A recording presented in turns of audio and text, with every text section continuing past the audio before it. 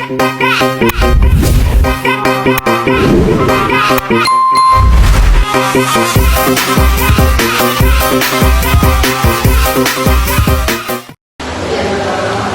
warahmatullahi wabarakatuh. Yang terhormat Bapak Muhammad Shauki MPD dan teman-teman semuanya. Perkenalkan, kami dari kelompok 7 akan memaparkan materi mengenai Pancasila sebagai etika dalam kehidupan berbangsa dan bernegara. Perkenalkan, nama saya Nurul Aslamia selaku moderator dan sebagai pemateri kelima. Dan juga teman-teman saya ada. Perkenalkan, nama saya Nia Nur Fadila sebagai pemateri pertama. Perkenalkan, nama saya Nadia Ika Badarsi sebagai pemateri kedua. Perkenalkan, nama saya Nurmana Putri sebagai materi ketiga. Perkenalkan, nama saya Nazar Rasana sebagai pemateri keempat. Perkenalkan, nama saya Nurul Hidayah sebagai materi keenam. Perkenalkan, nama saya Fadila sebagai pemateri.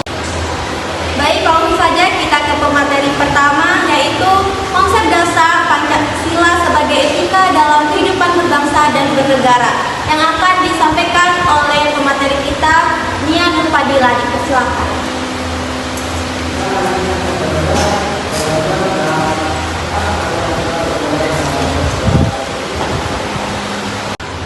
Baik teman-teman, di sini saya akan menjelaskan tentang poin-poin penting etika Pancasila.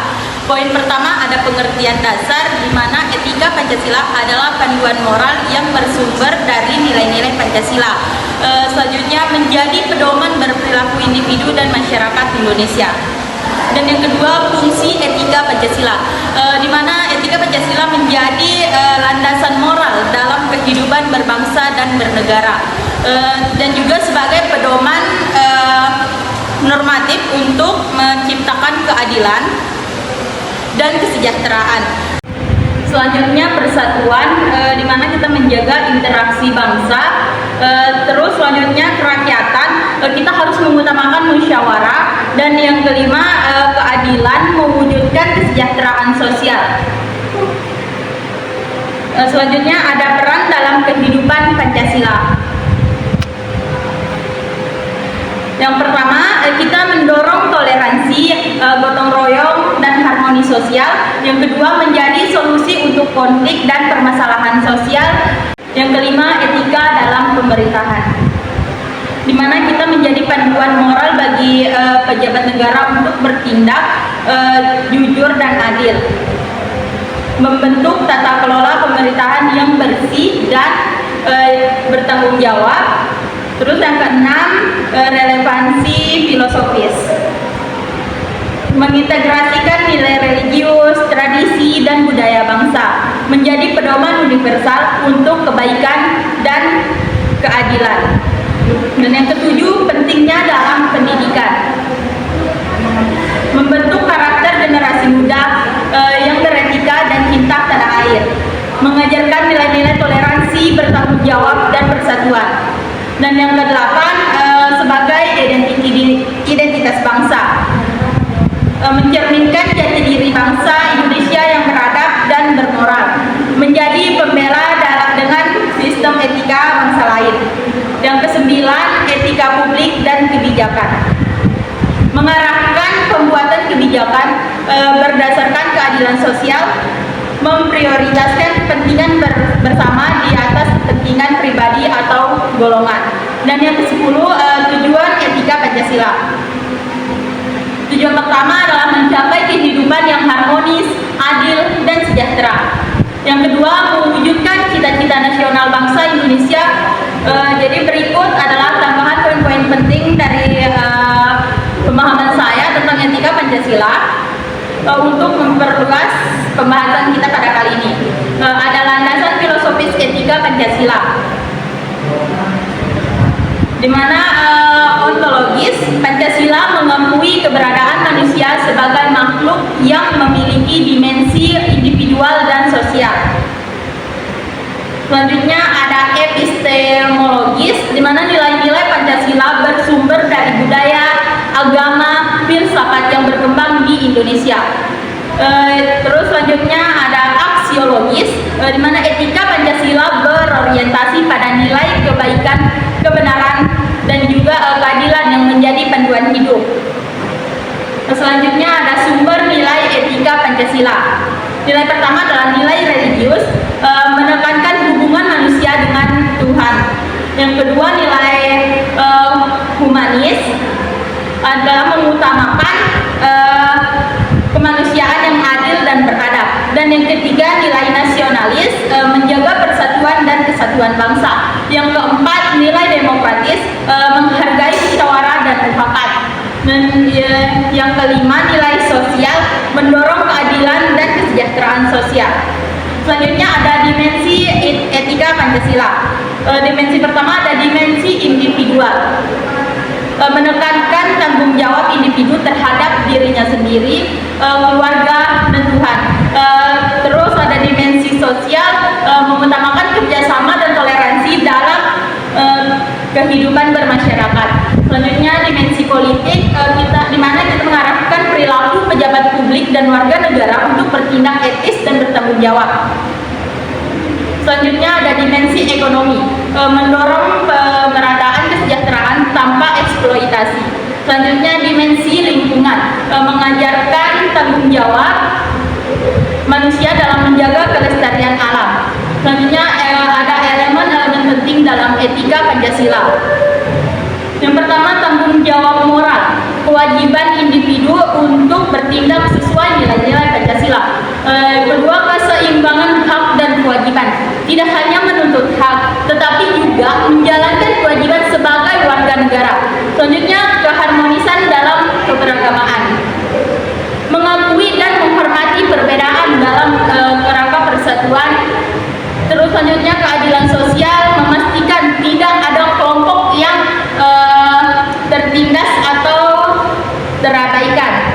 Baik teman-teman, mungkin itu saja poin-poin penting dari konsep dasar etika Pancasila dari saya. Selanjutnya saya serahkan ke moderator. Terima kasih.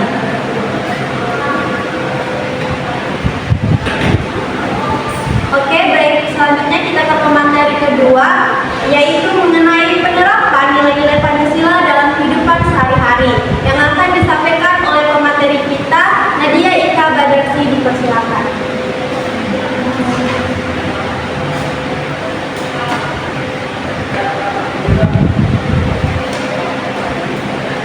Baik teman-teman, di sini saya akan menyampaikan materi saya tentang penerapan nilai-nilai Pancasila dalam kehidupan sehari-hari ya. Pancasila merupakan dasar negara dan ideologi bangsa Indonesia yang menjadi pedoman dalam kehidupan bermasyarakat, berbangsa, dan bernegara. Nilai-nilai Pancasila harus diimplementasikan dalam berbagai aspek kehidupan untuk menciptakan masyarakat yang adil, makmur, dan sejahtera. Namun, dalam pelaksanaannya terdapat tantangan yang memerlukan solusi untuk menjaga relevansi dan penerapan nilai-nilai Pancasila di tengah perkembangan zaman. Penerapan nilai-nilai Pancasila dalam kehidupan sehari-hari sangat penting untuk membangun masyarakat yang adil, sejahtera, dan berperi kemanusiaan. Beberapa poin penting penerapan nilai-nilai Pancasila dalam kehidupan sehari-hari. Yang pertama yaitu kehidupan yang berdasarkan keadilan sosial yang berkaitan dengan sila kelima keadilan sosial bagi seluruh rakyat Indonesia, yaitu menerapkan prinsip keadilan dalam berbagai aspek kehidupan seperti hak yang sama di hadapan hukum, akses yang setara terhadap pendidikan, kesehatan, dan pekerjaan, serta mengurangi kesenjangan sosial dan ekonomi. Yang kedua, menjaga persatuan dan kesatuan bangsa yang berkaitan dengan sila ketiga, yaitu persatuan Indonesia, menghargai keberagaman suku, agama, dan budaya, dan bahasa yang ada di Indonesia, berperilaku dengan toleransi, dan saling menghormati, serta menghindari tindakan yang bisa memecah belah bangsa. Yang ketiga yaitu menghargai hak asasi manusia yang berkaitan dengan sila kedua, yaitu kemanusiaan yang adil dan beradab. Setiap individu berhak dihormati martabatnya dan memiliki kebebasan untuk mengemukakan pendapat serta memperoleh hak setara tanpa diskriminasi. Yang keempat yaitu berperilaku gotong royong yang berkaitan dengan sila keempat, kerakyatan yang dipimpin oleh hikmat kebijaksanaan dalam permusyawaratan perwakilan yang menerapkan nilai-nilai gotong royong dalam kehidupan sehari-hari seperti saling membantu dalam kehidupan keluarga, lingkungan, atau dalam menghadapi masalah sosial. Ini menciptakan solidaritas antar warga. Yang kelima, bersikap adil dan bijaksana yang berkaitan dengan sila ke-1, yaitu ketuhanan yang Maha Esa, yang mengutamakan tindakan yang adil, tidak memihak, dan berusaha untuk memahami perbedaan pandangan atau kepentingan dalam setiap tindakan yang diambil. Sikap bijaksana yang meliputi keputusan yang bertanggung jawab. Dengan menerapkan nilai-nilai ini, Indonesia dapat menciptakan kehidupan yang harmonis, sejahtera, dan penuh rasa persaudaraan di tengah keberagaman yang ada. Sekian penyampaian materi dari saya. Terima kasih.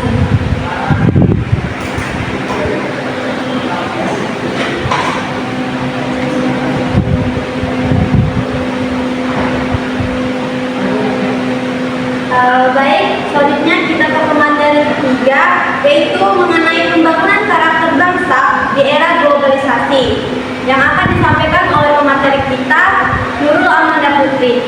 Dipersilakan. Baik, di sini saya akan membahas tentang pembangunan karakter bangsa di era globalisasi. Jadi di sini pendidikan karakter adalah pendidikan yang mengajarkan kebiasaan perilaku dan cara berpikir yang membantu individu dalam kehidupannya. Pendidikan karakter mempunyai peran yang sangat penting dalam pembentukan karakter. Pancasila sebagai ideologi negara dapat membentuk karakter bangsa menjadi lebih baik. Pengaruh nilai atau budaya luar. Nah, jadi di sini pengaruh nilai atau budaya luar ini yang termasuk salah satu dari banyaknya pengaruh globalisasi yang tidak sesuai dengan ideologi negara kita. Contohnya adalah gaya hidup anak muda zaman sekarang yang lebih cenderung meniru budaya barat menggunakan pakaian yang kurang sopan dan tidak sesuai dengan norma-norma negara kita. Anak muda sekarang lebih tertarik pada tarian modern dibandingkan tarian tradisional. Semua itu biasa membawa dampak negatif terhadap karakter bangsa Indonesia, dan dengan banyaknya pengaruh negatif globalisasi, masyarakat Indonesia menjadi kurang memahami berapa pentingnya memahami nilai-nilai Pancasila tersebut. Yang ketiga, pengaruh globalisasi yang negatif kepada ideologi negara, yaitu sebagai ancaman besar dan kita tidak boleh menganggap remeh. Dengan mudahnya masuk pengaruh negatif dari luar negara kita, secara tidak sadar akan berdampak kepada karakter bangsa Indonesia. Karena karakter adalah sesuatu yang sangat penting dalam kehidupan bernegara. Memudahnya karakter berarti memudahnya generasi penerus. Yang keempat, pembangunan karakter bangsa berbagi menjadi 3 tataran besar, yaitu 1. Menumbuhkan jati diri bangsa Indonesia. Yang kedua, menjaga kesatuan NKRI. Yang ketiga, membentuk masyarakat yang mempunyai akhlak mulia dan bermartabat. Nah, jadi sini saya akan membahas tentang manfaat pembangunan karakter bangsa di era globalisasi. Yang pertama, sebagai pembentukan dan pengembangan kemampuan masyarakat berpikir, berhati, dan bersikap terpuji sesuai dengan ideologi negara sebagai penguat dan perbaikan pembangunan karakter bangsa, yang artinya memperkuat serta memperbaiki tugas dari masyarakat. Nah, yang kedua yaitu sebagai penyalin dalam membangun karakter bangsa, yang artinya bisa memilah budaya dan negaranya, dan fungsi penyaring dalam membangun karakter bangsa yaitu memilah budaya dari negaranya. Sekian materi dari saya. Terima kasih dan serahkan kepada moderator. Baik, selanjutnya kita ke materi keempat mengenai Pancasila sebagai landasan moral dan etika bangsa, yang akan disampaikan oleh Nazaratul Hasanah. Kepadanya dipersilakan.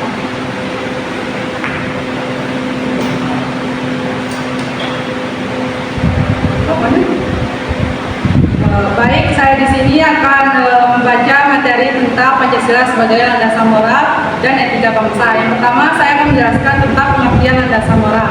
Landasan moral adalah prinsip atau nilai dasar yang menjadi panduan dan menentukan benar atau salah dalam tindakan atau keputusan seseorang berdasarkan etika, moral, dan hati nurani. Berikut adalah contoh-contoh tentang landasan moral. Yang pertama, kejujuran, berbicara dan bertindak jujur dalam setiap situasi. Yang kedua, memperlakukan semua orang secara adil tanpa diskriminasi. Yang ketiga, tanggung jawab, bertanggung jawab atas tindakan dan keputusan yang diambil. Yang keempat, kepedulian, membantu orang lain yang membutuhkan tanpa pemberi. Yang kelima, menghormati hak orang lain, tidak melanggar hak dan kebebasan orang lain. Dan dasar moral ini biasanya berasal dari nilai-nilai keagamaan, budaya, atau moral sosial yang berlaku di masyarakat. Adapun pengertian dari etika bangsa. Etika bangsa adalah seperangkat nilai, norma, dan prinsip moral yang menjadi pedoman bagi suatu bangsa dalam bersikap, bertindak, dan berinteraksi baik di dalam maupun di luar komunitasnya, guna mencerminkan identitas, kepribadian, dan martabat bangsa tersebut. Etika bangsa berfungsi untuk menjaga harmoni sosial, memperkuat persatuan, dan menciptakan hubungan yang baik dengan bangsa berikut bangsa. Adapun contoh-contoh tentang etika bangsa. Pertama, menghormati keragaman, menghormati keberagaman, menghargai perbedaan suku, agama, ras, dan budaya dalam masyarakat sebagai bagian dari kesatuan bangsa. Yang kedua, menjunjung nilai gotong royong, bekerja sama dalam menyelesaikan masalah atau mencapai tujuan bersama. Yang ketiga, menjaga nama baik bangsa, bertindak dan berbicara dengan cara yang mencerminkan martabat bangsa dan tingkat nasional maupun internasional.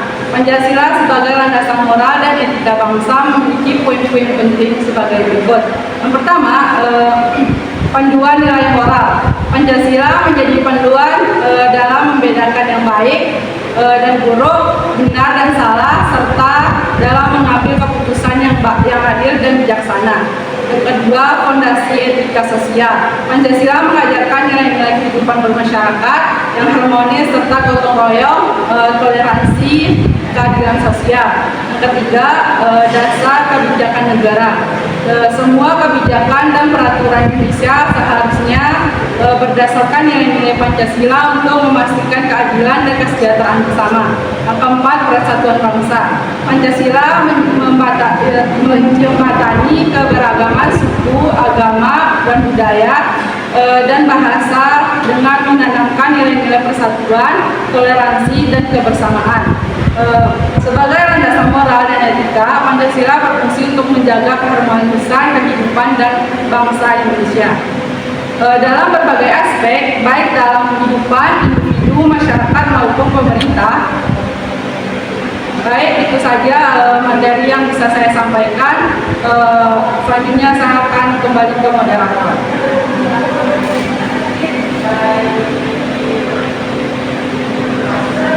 Baik, langsung saja kita ke materi kelima mengenai Pancasila sebagai pedoman hidup dalam bermasyarakat, dan di mana materi ini akan disampaikan oleh saya sendiri. Pancasila sebagai pedoman hidup bermasyarakat. Pancasila sebagai dasar negara Indonesia. Pancasila tidak hanya sebagai ideologi yang mengarahkan tujuan dan cita-cita bangsa Indonesia, tetapi juga pedoman dalam kehidupan bermasyarakat. Adapun 5 sila Pancasila yaitu 1. Ketuhanan yang Maha Esa, 2. Kemanusiaan yang adil dan beradab, 3. Persatuan Indonesia, 4. Kerakyatan yang dipimpin oleh hikmat kebijaksanaan dalam permusyawaratan perwakilan, 5. Keadilan sosial bagi seluruh rakyat Indonesia. Nah, sila pertama yaitu ketuhanan yang Maha Esa mengandung makna mengakui adanya Tuhan yang Maha Esa dan memberikan kebebasan beragama. Nah, implementasi dalam bermasyarakat yaitu mengedepankan toleransi antara umat beragama, menjaga kerukunan hidup beragama dalam masyarakat yang plural. Baik, selanjutnya kita ke materi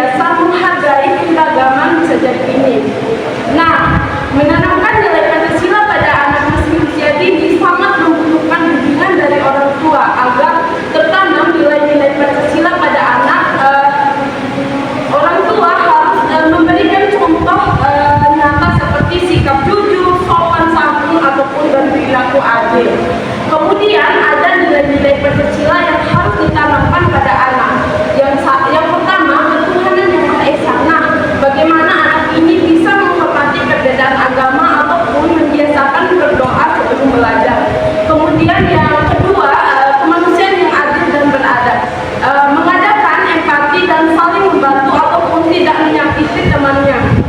Yang ketiga, persatuan Indonesia, menyanyikan lagu kebangsaan dan mengenalkan budaya daerah. Kemudian yang keempat, kerakyatan yang dipimpin oleh hikmat kebijaksanaan. Nah, supaya anak dapat menghormati pendapat orang lain ataupun bermusyawarah untuk menyelesaikan konflik. Yang kelima,